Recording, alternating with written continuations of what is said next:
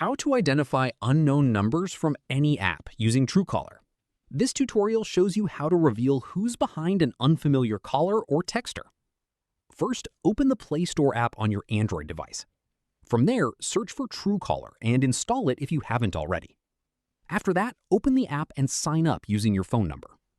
At this point, follow the on-screen prompts to verify your number, since Truecaller needs this to work properly. Following this, grant it access to your contacts and call log when prompted, since this is what allows it to identify unknown numbers. From here, once set up, any incoming call from a number not saved in your contacts will show a Truecaller overlay with the caller's name if it's available in their database.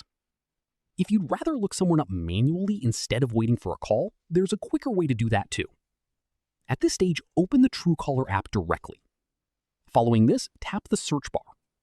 From here, type in the unknown number you want to identify. At this stage, tap Search. Once results appear, you'll see the name associated with that number, along with details like whether it's been reported as spam by other users. That's how you identify unknown numbers from any app using Truecaller. If this helped, drop a like, subscribe for more Android tutorials, and hit the bell so you don't miss the next one. Catch you then!